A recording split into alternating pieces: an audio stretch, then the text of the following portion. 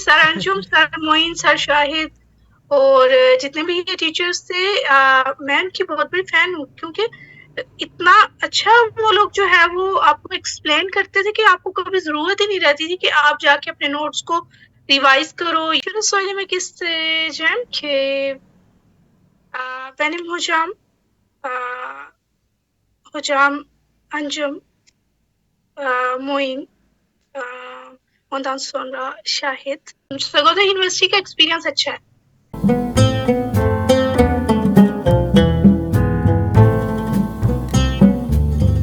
अस्सलाम वालेकुम नाजरीन फूटा की एक और एपिसोड में आप सबको खुशामदीद। आज हमारे साथ मौजूद हैं टर्की से हमारे गेस्ट हैं हिना ज़ुबैर। अस्सलाम वालेकुम Walaikum Assalam. Miss. Myself Hina Zubairi, as you introduced me. I'm from Kalabagh, Punjab, Pakistan. My basic education is from my village. After that, my bachelor's is from the University of Sargodha. From the batch of 2013 to 17. उसके बाद मैंने bread and beyond से जो है वो एक internship की, साथ साथ टीचिंग भी की, और उसके साथ जो है मैंने पंजाब फूड अथॉरिटी से भी इंटर्नशिप की है, और फिर साथ में मेरी स्ट्रगल जारी थी। डिफरेंट कंट्रीज में मैंने अप्लाई किया, इवन चाइना में भी अप्लाई किया, लेकिन बस एक्सेप्टेंस भी था तो तुर्की का हो गया। तो फिर मैं तुर्की आ गई। तुर्की आने के बाद इन 2018 इन द फर्स्ट ईयर जो है वो लैंग्वेज कोर्स करवाया गया, और उसके बाद मास्टर्स के बाद अब जॉब स्टार्ट कर दी है। Very great miss. इंशाल्लाह हम आपकी जॉब और एक्सपीरियंस के बारे में तो जानेंगे, टर्की में कैसा एक्सपीरियंस रहा और कैसे ये स्ट्रगल अचीव की आपने, लेकिन थोड़ा सा अपने प्रेजेंट डेजिग्नेशन के बारे में और कंपनी के बारे में भी हमारे ऑडियंस को बता दीजिए। ओके, आजकल जो है वो मैंने जॉब स्टार्ट किया अफ्रा प्रोफाइल। ये तुर्की बेस्ड कंपनी है, एक मल्टीनेशनल कंपनी है जो कि कैसरी में है, और मैं वहाँ पे वर्क कर रही हूँ as a foreign trade officer. Okay, foreign trade officer. As a foreign trade officer क्या जीडीज़ है आपकी? क्योंकि अगर हम क्वालिटी कंट्रोल या क्वालिटी एश्योरेंस के बारे में रखें तो हमारे फ़ौरन दिमाग में आ जाता है ये चीज़ें। तो आप हमारे ऑडियंस को बताएं कि क्या जीडीज़ है आपकी? एक्चुअली फॉरेन ट्रेड ऑफिसर का काम ये होता है कि आपकी कंपनी के जो प्रोडक्ट्स हैं आपने उसको विद इन द कंट्री नहीं, out of the country sale करना होता है। आपने फॉरेन कस्टमर जो है वो फाइंड करना होता है अपनी कंट्री के लिए। मींस के एक सेल्स का डिपार्टमेंट है जो जो जो कि सेल करता है out of the country. This is my work, to okay, find customers. Fine fine fine. Okay miss, thank you so much. Miss आपने अपना क्वालिफिकेशन और जीडीज़ के बारे में, कंपनी के बारे में बताया। तो should we move to general discussion कि सबसे पहले तो हम आपके बारे ये जानेंगे कि टर्की का ये सफ़र कैसे शुरू हुआ और कैसे ख्याल आया कि मैं टर्की की तरफ मूव कर जाऊँ। एक्चुअली मैं स्टार्ट से बहुत एम्बिशियस थी, मेरी स्टडी में काफ़ी गैप है, तो मुझे बस था कि आउट ऑफ कंट्री जाना है, कुछ अचीव करना है। तो उसके लिए मैं स्टार्ट से काफ़ी जो है वो कर रही थी, मतलब स्ट्रगल कर रही थी। थोड़ा मेरा लैंग्वेज का इशू है, दरमियान में कुछ वर्ड्स भूल जाती हूँ, क्योंकि यहाँ पे पिछले 5 साल से तुर्की में हूँ, तो मतलब तर्किश बोल के तर्किश लोगों के साथ रह के, तो मतलब प्रॉपर एक लैंग्वेज नहीं रही, ना इंग्लिश रही है ना उर्दू रही है। तो इस वजह से आई एम सॉरी अगर मैं कोई चीज़ भूल जाऊँ या गलत बोल दूँ तो उसके लिए। तब फिर मैंने चाइना के लिए अप्लाई किया, दुबई में जॉब्स के लिए अप्लाई कर रही थी। Even in the 7th semester मेरी दुबई में एक जॉब भी हो गई, लेकिन क्योंकि उनको अर्जेंट बेसिस पे चाहिए था एम्प्लॉय, तो फिर वहाँ नहीं जा सकी। चाइना में मतलब सारा कुछ कंप्लीट था, 3 जो है मेरे पास एक्सेप्टेंस लेटर थे, लेकिन नहीं हुआ। शायद तुर्की आना था। फिर एक मेरे फ्रेंड ने मुझे बोला था कि तुर्की के लिए क्यों आप सर्च नहीं करती? बस तुर्की के मैंने सोचा नहीं था, एक दिन ऐसे ही बैठे-बैठे एक ग्रुप था स्कॉलरशिप नेटवर्क, तो उसमें जो है वो मेरे सामने आई ये स्कॉलरशिप, क्योंकि उस टाइम पे मतलब आप रिसेंटली अपनी डिग्री खत्म करके आए होते हो और आपकी जो है वो इंटर्नशिप चल रही होती है, तो इतना आपका बजट नहीं होता कि आप जो है वो कोई बहुत ही एक्सपेंसिव टाइप की जो है वो स्कॉलरशिप के लिए अप्लाई कर सको। तो ये था कि इसमें आपने जस्ट ऑनलाइन अप्लाई करना था, डॉक्यूमेंट्स मेरे वैसे प्रिपेयर्ड थे क्योंकि मैंने चाइना के लिए अप्लाई किया था पहले, तो बाकी भी कुछ नहीं था। मतलब स्कॉलरशिप पे मैंने देखा कि टिकट भी आपको जो है वो ये लोग प्रोवाइड कर रहे हैं, तो मैंने अप्लाई कर दिया। आई वाज नॉट श्योर कि हो जाएगी। तो आफ्टर 1.5 और 2 मंथ्स जब उन्होंने मुझे इंटरव्यू के लिए बुलाया था, आई वाज शॉक्ड दैट। तो फिर उसके बाद इंटरव्यू के बाद मुझे काफ़ी कॉल्स आई थी, इवन रशियन एम्बेसी से भी कॉल आई थी। तो टर्किश जो है वो स्कॉलरशिप की वजह से मैंने उसको अवेल नहीं किया। उनके टेस्ट में भी मैंने क्लियर नहीं हुई।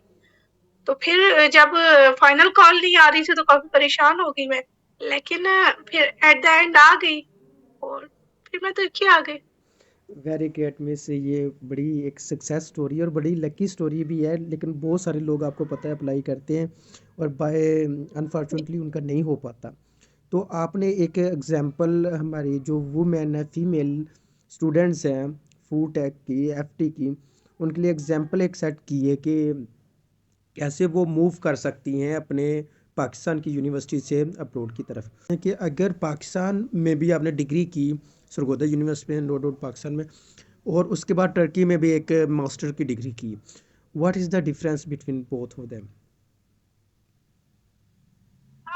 डिफरेंस जस्ट यही है कि आपका एक कॉन्फिडेंस लेवल लेवल जो है वो एनहेंस होता है। और आई डोंट थिंक सो कि ड्यूरिंग मास्टर कोई भी आपको कोई चीज़ सिखाता है। आपने जो भी करना है वो खुद करना है, आप इंडिपेंडेंट हो जाते हो। जब आप खुद चीज़ें करने लगते हो तो आप बहुत सी चीज़ें सीखते हो।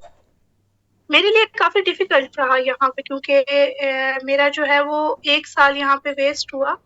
मेरा थोड़ा सुपरवाइज़र के साथ मेरे जो है वो थोड़ा जो है मामलात खराब हो गए थे, तो मिसअंडरस्टैंडिंग फिर मैंने सर। अपना सुपरवाइज़र चेंज किया। Okay okay okay fine. तो उस वजह से बाकी ये है कि मतलब पाकिस्तान का भी मैं ये नहीं कहूँगी कि पाकिस्तान का education system as compare to Turkey बहुत बुरा है। नहीं, ये नहीं कहा जा सकता। अ, दोनों both are compatible I think. Okay miss fine. वे कि both countries are doing their best job. जैसे आपके यस एक्सपीरियंस आई रह थिंक। गए सरगोदा यूनिवर्सिटी में नो डाउट आपका अच्छा एक्सपीरियंस रहा और उसके बाद आप यस। अब्रॉड में भी आपका बहुत अच्छा एक्सपीरियंस रहा। तो अगर फीमेल स्टूडेंट्स की बात कर ली जाए तो आप उनको क्या रिकमेंड करेंगी कि वो एमफिल की तरफ मूव करें या जो? इस बारे में मेरा जो है ना वो यही कहना है कि अगर तो आपने ये फील्ड चूज कर ली है, क्योंकि स्टार्टिंग में हमें कहा जाता है कि this field is best for the womens and this and that, पर पाकिस्तान में भी फीमेल के लिए अभी तक तो कोई इतना ज्यादा स्कोप नहीं है। तुर्की में स्कोप है फीमेल के लिए, लेकिन इनके अपने जो नेशनल्स हैं उनके लिए। तो अगर आप ये सोच रहे हो कि तुर्की में आप as a food engineer work कर सकते हो तो इट्स बिट डिफिकल्ट। आपको पहली बात तो ये कि जॉब बड़ी मुश्किल मिलेगी, फिर आपको वर्क परमिट लेना बहुत मुश्किल। विदाउट वर्क परमिट आप एज अ फूड इंजीनियर तुर्की में काम नहीं कर सकते, क्योंकि आपको भी पता है एज अ फूड इंजीनियर के डिफरेंट ऑडिट्स होते हैं, टीम्स आती हैं, तो फिर टीम्स आपके जो है वो डॉक्यूमेंट्स चेक करती हैं, और अगर आप लीगली वर्क नहीं कर रहे हो तो वो आपके लिए भी प्रॉब्लम है, आपकी कंपनी के लिए भी प्रॉब्लम है।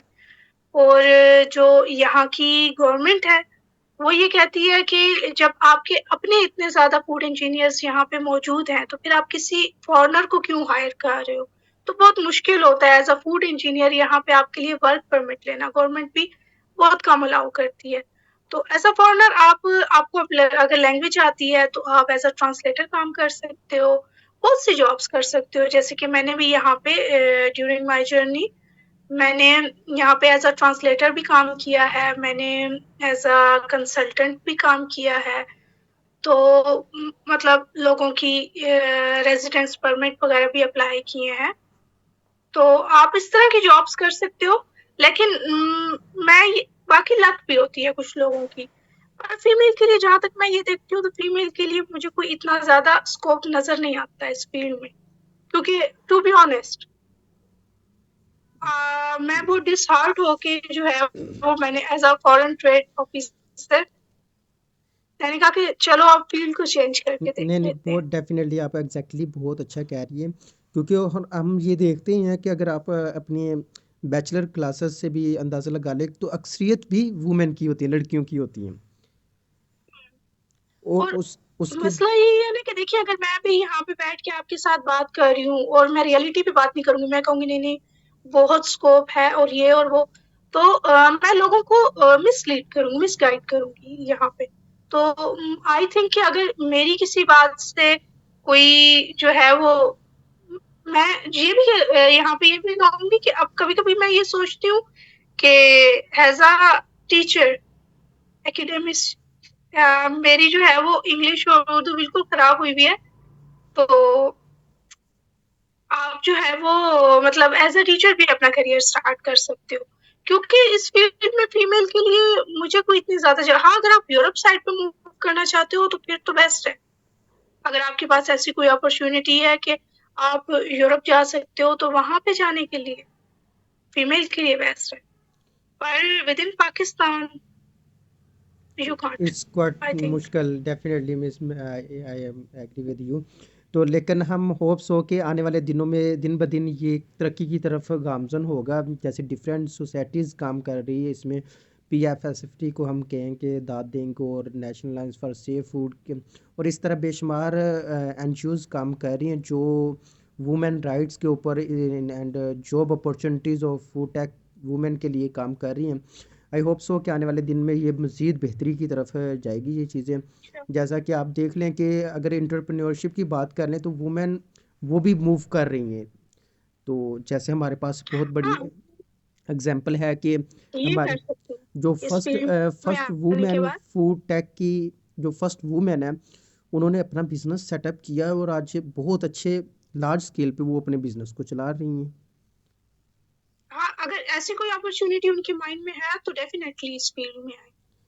और बाकी कुछ लक भी होती है, हर किसी को जॉब भी नहीं मिल जाती। डेफिनेटली। कुछ अपना जो है वो एक और अगर मैं पाकिस्तान में आके स्टार्ट करना चाहूँ तो डेफिनेटली मुझे जॉब मिल जाएगी, लेकिन इस टाइम पे पाकिस्तान की जो बेसिक सैलरी है तो फिर मेरे लिए तो बहुत डिफिकल्ट हो जाएगा। तो मैं अपने एस्पेक्ट से भी कह रही हूँ। आपने एक लाइन बहुत अच्छी कही कि अगर हम उधर की हुकूमत या गवर्नमेंट की बात कर लें तरक्की की, तो वो जमहूरियत को प्रेफर करते हैं, यानी कि वो अपनी अवाम को प्रेफर करते हैं, बजाय कि यस। जैसे अगर हमारे पास भी कोई इंग्लैंड से काम या करने आए दूसरी कंट्री से, तो हम प्रेफर कर ये करेंगे कि जो हमारे खुद के लोग हैं, हमारे नेशनैलिटी हैं, हम उनको प्रेफर करें। तो इसके बारे में आप क्या कहना चाहेंगी कि ये एक कंट्री का रूल्स होना चाहिए या नहीं होना चाहिए? आई थिंक होना चाहिए क्योंकि देखिए अगर आपकी अपनी कंट्री में डिमांड है एक चीज की, आपके अपने लोगों को एक चीज नहीं मिल रही है, तो आपकी प्रायोरिटी तो आपके अपने लोग होने चाहिए ना। मुझे तुर्क लोगों की जो है वो ये चीज सबसे ज्यादा अच्छी लगती है कि कोई भी चीज है तो ये खुद उसको क्रिएट करना चाहते हैं और अपने लोगों को प्रेफर करते हैं। हाँ, जैसे आप इन्हें as a foreign trade officer इनको थोड़ा लैंग्वेज का इशू है कि यहाँ पे इन लोगों को इंग्लिश नहीं आती। जब आप यहाँ पे आते हो अगर कभी आपका एक्सपीरियंस हो, इस्तांबुल वाली साइड पे लोगों को कुछ आती है, लेकिन बाकी सिटीज में आप इशारों से बात करते हो, इनको मतलब बिल्कुल भी लैंग्वेज नहीं आती। ना तो उन वो एक फायदा हो जाता है कि अगर आपको डिफरेंट ना उनको उर्दू आती है ना इंग्लिश आती है, जी तो हमें आपने कुछ टर्की कहा। नहीं आती, तो हम उनसे कम्युनिकेट करने में मुश्किल होगी काफ़ी ज़्यादा। जी बहुत ज्यादा मुश्किल होती है। हाँ जी, इसी वजह से टर्की जो है वो हमसे डेवलप्ड है, क्योंकि ये अपने ऊपर डिपेंड करते हैं। राइट। इनकी ट्रेड बहुत ज्यादा है, मतलब आप जहाँ भी चले जाओ, मैंने इनकी जो है वो इंडस्ट्री देखी है। पिछले 5 साल से मैं यहाँ पे हूँ, तो ये बहुत ज्यादा जो है वो एक्सपोर्ट कर रहे हैं चीजें अपनी। तो मीन्स समटाइम मैं ये सोचती हूँ वेरी ग्रेट। कि अगर मुझे पाकिस्तान जाने की कोई अपॉर्चुनिटी मिले अच्छी, तो इनसे मैंने बहुत सी चीज़ें सीखी हैं। हम क्यों ना खुद कोई चीज़ ऐसी बना के हम भी एक्सपोर्ट कर सकते हैं, क्योंकि अब तो मेरे पास एक्सपीरियंस भी है, क्योंकि एक्सपोर्ट से हमारी कंट्री की इकोनॉमी को एक जो है वो बेनिफिट मिलेगा, डेफिनेटली डेफिनेटली। हमारी कंट्री स्टेबल होगी। तो let's see. Miss as a translator भी आपने काम किया, तो कभी इत्तेफाक हुआ कि अगला बंदा कुछ कह रहा है और आप कुछ कम्युनिकेट कर रहे हैं समझ ना आने की वजह से? For the very first time, जब मेरी लैंग्वेज का कोर्स स्टार्ट हुआ था, जब आप आते हो तो आपको इतनी अच्छी लैंग्वेज नहीं आती। जब आप टाइम के साथ मूव करते हो, लोगों के साथ कम्युनिकेट करते हो, तो फिर आपको चीजें आ जाती हैं। आ तो गई थी लैंग्वेज, पर मसला ये था कि फर्स्ट टाइम जब मैंने एज अ ट्रांसलेटर काम किया तो एक हॉस्पिटल में काम किया था। तो अब मुझे वो जो उनकी बेसिक टर्म्स होती हैं, स्पेसिफिक टर्म्स होती हैं हॉस्पिटल की, वो नहीं आती थी। ओके। तो अब वहां पे डॉक्टर मुझे कहता था ये चीज आप समझाओ ना। अच्छा, अच्छी बात ये हुई कि जो सामने से पेशेंट था वो भी पाकिस्तानी था। ओके। तो वो डॉक्टर मुझे कुछ चीजें समझाते थे, तो मुझे समझ नहीं आती थी, मैं अपनी तरफ से उन्हें जो स्पेसिफिक टर्म होती थी ना, वो कुछ करके समझाने की कोशिश करती थी। उस टाइम ट्रांसलेटर भी यूज नहीं कर सकती थी। तो वो जो भाई थे वो अच्छे थे, तो वो अपने पास से ना मुझे बता देते थे कि ये क्या चीज है, मतलब। तो फिर ऐसे एक दो दिन ऐसे हुआ, फिर उसके बाद मुझे समझ आ गई। मतलब आप कोई भी काम करते हो, शुरू में आपको नहीं आ रहा होता, तो बाद में आ जाता है। Definitely I agree with you. आप मेरी सीनियर भी हैं, सरगोदा यूनिवर्सिटी से भी हैं। जब हम आ रहे थे 2018 में, आप जा रहे थे वहाँ से, तो सरगोदा यूनिवर्सिटी में टीचर्स के साथ, फैकल्टी के साथ कैसा एक्सपीरियंस रहा आपका? वहाँ सरगोदा यूनिवर्सिटी में टीचर्स के साथ काफी अच्छा जो है एक्सपीरियंस रहा। टीचर्स काफी अच्छे थे, मोस्टली मैं बीमार रहती थी, ओके। तो काफी कोऑपरेट किया उन लोगों ने मेरे साथ। तो सरगोदा यूनिवर्सिटी का एक्सपीरियंस अच्छा है। तब मैं काफी जो है वो एक आइसोलेटेड पर्सन की तरह होती थी, बस यूनिवर्सिटी आना, फ्रेंड्स नहीं थे, तो इतना कोई खास एंजॉय नहीं किया उस टाइम मैंने लाइफ को। लेकिन काफी जो है वो अच्छा एक्सपीरियंस रहा टीचर्स के साथ और एज अ स्टूडेंट। मीन्स आप डॉक्टर अंजुम मुर्तज़ा साहब और डॉक्टर मोइन साहब, डॉक्टर नदीम साहब, इनके पास पढ़ी होंगी। इनके लिए कुछ अल्फाजात आप टर्की में इनको खराज तहसीन पेश करें कि ये बहुत अच्छे टीचर थे, इन्होंने बहुत अच्छा पढ़ाया और इनके साथ वक्त गुजरा हुआ वक्त बहुत में अच्छा okay.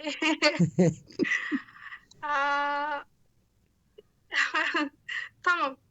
Ben şunu söylemek isteyeceğim ki benim aa, hocam Ancım, Muin, ondan sonra Şahit. Bu üç hocalar bence en iyi hocalar. Ben çok fazla öğrendim bunlardan. Mesela ben derse giriyordum. Derse girdikten sonra hiçbir zaman böyle bir şey kalmadı ki ben dersi anlamadım. Yoksa sonra dersi çalışayım. Çünkü o kadar güzel anlatıyorlardı ki ben gerçekten ondan sonra derse hiç bakmıyordum. Son günde, sınavın son gününde ben şey yapıyordum. Mesela tamam olsun. Ondan sonra çok iyi puanlar alıyordum. Bazen yüksek puanlara da aldım. माशाल्लाह आमीन। अल्लाह पाक हमारे टीचरों को लंबी उम्र दे माशाल्लाह। बहुत अच्छा आपने बताया मुझे। तो नहीं, sir Anjum, sir Moin, sir Shahid और जितने भी ये टीचर्स थे, मैं उनकी बहुत बड़ी फैन हूँ, क्योंकि इतना अच्छा वो लोग जो है वो आपको एक्सप्लेन करते थे कि आपको कभी जरूरत ही नहीं रहती थी कि आप जाके अपने नोट्स को रिवाइज करो, या फिर लास्ट डे भी आपको कोई मतलब डिफिकल्टी फेस नहीं करनी पड़ती थी, आपके माइंड में चीजें रह जाती थी। तो जो बेस बनाई वो तो उन लोगों ने ही बनाई है। और डेफिनेटली सर मोइन का जो लेक्चर होता था, उनका पढ़ाने का स्टाइल लिटरली ही मुख्तलिफ होता था और बहुत इंटरटेनमेंट बस होता था और इंजॉय करता था हर बहुत स्टूडेंट। ज्यादा, मतलब फर्स्ट टाइम जब हमने उनका लेक्चर लिया तो पूरे सेमेस्टर हमें लगा वो तो मजाक कर रहे हैं, और एंड पे जो है वो एग्जाम आ गया। एग्जाम में हम मुंह उठा के बैठे, कोई नोट्स नहीं बनाए, कोई चीज नहीं है हमारे पास। तो बस फिर क्योंकि वो पढ़ाते इतने अच्छे तरीके से कि माइंड में चीजें रह गई थी। तो सब कुछ आता था जो भी उन्होंने पढ़ाया हुआ था। डेफिनेटली बहुत अच्छा लगा ये पास्ट को भी याद करके, हमारे टीचर्स के बारे में भी। लास्ट क्वेश्चन नहीं, बहुत बट अच्छे नॉट टीचर्स थे। लीस्ट, कि आप फीमेल स्टूडेंट्स को क्या रिकमेंड करेंगी? हाँ, फीमेल स्टूडेंट्स को मैं ये कहूँगी कि लाइफ में डिफ़िकल्टीज़ आती हैं, एज़ अ फीमेल आपको फेस करनी पड़ेंगी डिफ़िकल्टीज़, लेकिन कभी भी अपनी होप को जो है वो ख़त्म नहीं करना, अपने आप में स्ट्रगल करना है। और कभी ना कभी जाके आपको जो है ना एट द टाइम जो है वो आपको उस टाइम पे सम टाइम आपको नहीं नज़र आ रहा होता कि मुझे इसका रिवार्ड मिल रहा है या नहीं मिल रहा है, लेकिन थोड़े टाइम के बाद आपको वो रिवार्ड मिल ही जाता है। तो कभी भी कोशिश करना ना छोड़ें, पाकिस्तान से बाहर आने की भी कोशिश करें, तरक्की हो या कहीं भी किसी भी जगह की कोई भी अपॉर्चुनिटी हो, तो अपना कॉन्फिडेंस एनहांस करें, क्योंकि अगर हम लोग अपने आप को थोड़ा जो है वो डेवलप करेंगे तो हमारी कंट्री भी डेवलप करेगी। तो हमारी कंट्री को हमारी ज़रूरत है। सिर्फ हमने अपने लिए अपने आप को डेवलप नहीं करना। और मेरी लैंग्वेज को आप समझ रहे होंगे, जी आई जी होप जी, के जो मैं कहना चाह रही हूँ वो आप लोगों बिल्कुल को अच्छा। समझ आ जाएगी। तो ये हमारी कंट्री की नेसेसिटी है इस टाइम पे। तो इसलिए आई थिंक कि हमें काफ़ी काम करना है अभी। तो प्लीज़ सिर्फ घरों में ना बैठें, क्योंकि हमारी कंट्री को इस टाइम पे ज़रूरत है कि हर घर की फीमेल जो है वो कुछ ना कुछ करे, घर पे ना बैठे। तभी हम ग्रो कर सकते हैं। मैं यहाँ पे तुर्की में देखती हूँ, यहाँ की फीमेल्स इतनी हार्ड वर्किंग है, इतनी हार्ड वर्किंग है, और ये लोग कभी किसी चीज़ से शर्म नहीं करते। इवन के स्टूडेंट्स इनके यूनिवर्सिटी जाते हैं, शाम को ये एज़ अ वेटर काम करते हैं, जो भी इन्हें काम मिलता है। इवन के जब इनकी सेमेस्टर ब्रेक होती है, ये फैक्ट्रीज़ में जाके काम करते हैं, और इतना डिफ़िकल्ट होता है वहाँ पे काम करना।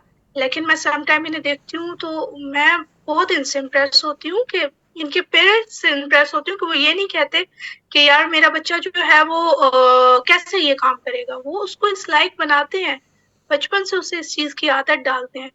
पर तो आई थिंक कि हमें भी वैसा बनना चाहिए। तो इसलिए किसी भी चीज़ से घबराएँ नहीं, घबराना नहीं है। बाकी अपनी तरफ से मेहनत करें, और उसका फल देने वाला अल्लाह ताला की ज़ात है। Thank you so much miss, आपने बहुत अच्छा और ब्रीफली एक्सप्लेन किया हमारे फीमेल स्टूडेंट्स के लिए भी, और ओवरऑल भी बहुत अच्छा सेशन रहा आपके।